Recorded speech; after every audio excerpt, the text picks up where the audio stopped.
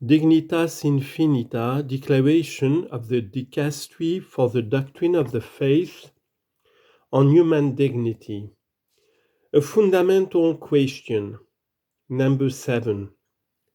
There is widespread agreement today on the importance and normative scope of human dignity and on the unique and transcendent value of every human being.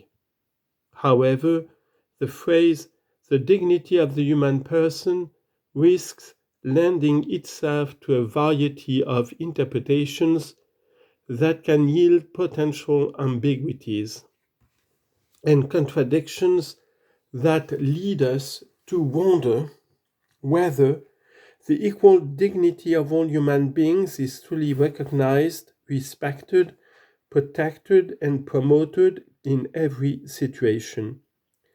This brings us to recognize the possibility of a fourfold distinction of the concept of dignity: ontological dignity, moral dignity, social dignity, and existential dignity. The most important among these is the ontological dignity that belongs to the person as such simply because he or she exists and is willed, created, and loved by God. Ontological dignity is indelible and remains valid beyond any circumstances in which the person may find themselves. When we speak of moral dignity, we refer to how people exercise their freedom. While people are endowed with conscience, they can always act against it. However, were they to do so, they would behave in a way that is not dignified with respect to their nature as creatures who are loved by God and called to love others. Yet, this possibility always exists for human freedom, and history illustrates how individuals, when exercising their freedom against the law of love revealed by the gospel, can commit inestimably profound acts of evil against others. Those who act this way seem to have lost any trace of humanity and dignity. This is where the present distinction can help us discern between the moral dignity that de facto can be lost and the ontological dignity that can never be annulled. And it is precisely because of this latter point that we must work with all our might so that all those who have done evil may repent and convert. There are still two other possible aspects of dignity to consider: social and existential. When we speak of social dignity, we refer to the quality of a person's living conditions.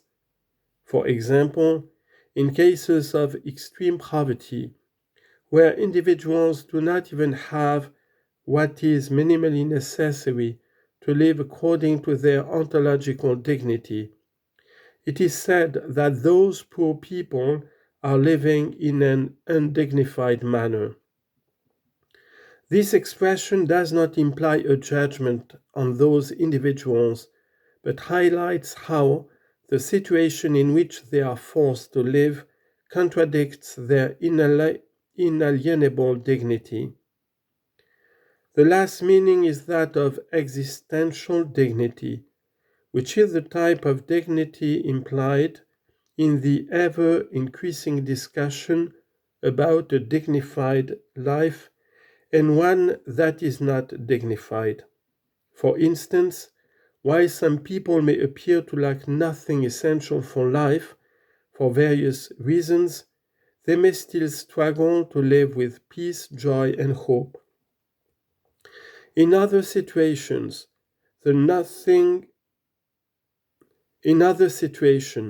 the presence of serious illnesses, violent family environments, pathological addictions, and other hardships may drive people to experience their life conditions as undignified vis-à-vis their perception of that ontological dignity that can never be obscured.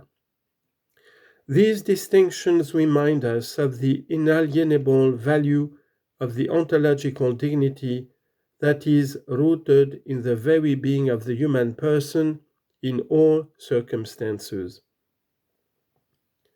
Finally, it is worth mentioning that the classical definition of a person as an individual substance of a rational nature clarifies the foundation of human dignity.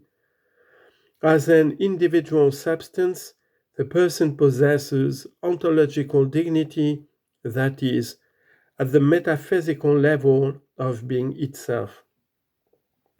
Having received existence from God, humans are subjects who subsist, that is, they exercise their existence autonomously. The term rational encompasses all the capacities of the human person, including the capacities of knowing and understanding, as well as those of wanting, loving, choosing, and desiring. It also includes all corporeal functions closely related to these abilities. Nature refers to the conditions particular to us as human beings, which enable our various operations and the experiences that characterize them. In this sense, nature is the principle of action. We do not create our nature. We hold it as a gift, and we can nurture, develop, and enhance our abilities by exercising the freedom to cultivate the riches of our nature. We grow over time.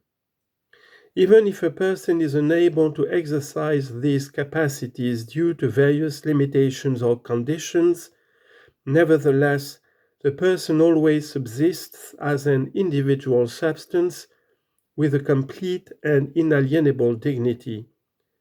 This applies, for instance, to an unborn child, an unconscious person, or an older person in distress.